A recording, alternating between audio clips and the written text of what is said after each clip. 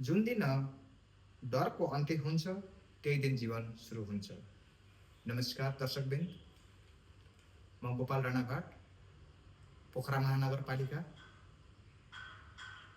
6 Lakeside पोखरामा बसोबास गर्दछु। पेसाले म एक डाइरेक्ट सेलिङ डिस्ट्रिब्युटर। आज यस महत्त्वपूर्ण कार्यक्रममा मलाई आफ्नो केही कुराहरू राख्ने सुनौलो अवसर प्रदान गर्नुभएकोमा आयोजक संस्थालाई धेरै धन्यवाद व्यक्त गर्दछु। दर्शकवृन्द, आज मिति 2082 जेठ महिनाको 27 गते मङ्गलबारका दिन, तदनुसार 2025 जुन 10 तारिक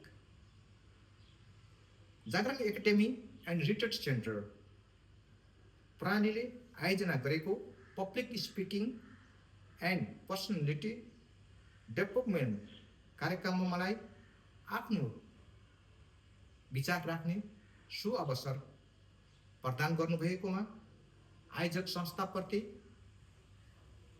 धेरै आभारी छु।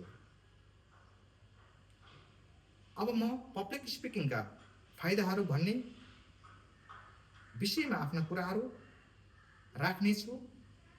कृपया सबैजनाले आफ्नो मोबाइल फोनलाई साइलेन्ट मोडमा राखिदिनु होला, साइड टक नगरिदिनु होला।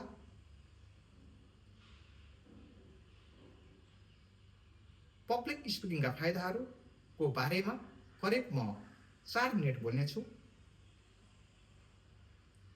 हो, यो संसार बोल्नेको मुठीमा छ।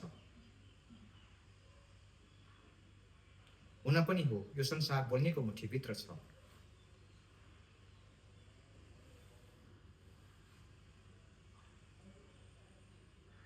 बोल्ने जान्नेको पिठो पनि बिग्छ, बोल्न नजान्नेको चामल पनि बिग्दैन। जो मान्छे बोल्छ तर जसले तरिका र विधि पुर्याएर बोल्न सक्दछ, देश र संसार हाँक्ने उनीहरू नै हुनेछ। हुन पनि यो भनाइ सही हो। जसले बोल्न सक्दछ, जसले उसले आफ्नो व्यक्तित्व ऊर्जा फैलाउन सक्दछ, उसैको हातभित्र यो संसार रहनेछ। पब्लिक स्पिकिङका फाइदाहरू निकै धेरै छन्, किनकि मैले पनि जागरण एकाडेमीमा क्लास लिइसकेपछि धेरै कुराहरू जान्ने, जाग्ने, जगाउने अवसर पाएँ। पब्लिक स्पिकिङले गर्दाखेरि एउटा राम्रो वक्ता हुने सुवर्ण अवसर प्रदान गर्दछ। आलोचना सहन सक्ने शक्ति र सुमधुर सम्बन्धलाई ठुलो भूमिका खेल्दछ। पब्लिक स्पिकिङले गर्दा व्यक्तित्व विकास गर्दछ। जो मान्छे आफ्नो व्यक्तित्व कला मनभित्रै गुम्स्याएर राखिएको हुन्छ, उसले आफ्नो प्रस्फुटन गर्ने उसको ठुलो एउटा प्रभावकारी भूमिका खेल्दछ। एउटा नेतृत्ववान क्षमता वृद्धि गर्दछ, ज्ञानको स्तर बढाउँदछ, समाजमा एउटा सकारात्मक भूमिका खेल्दछ। यसले गर्दाखेरि यो हाम्रो जीवनमा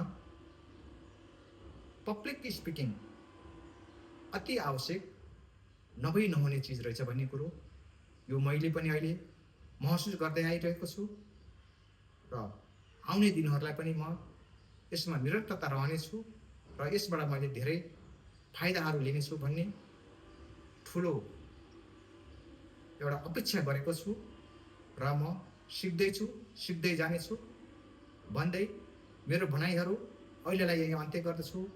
हस्, धन्यवाद, नमस्कार।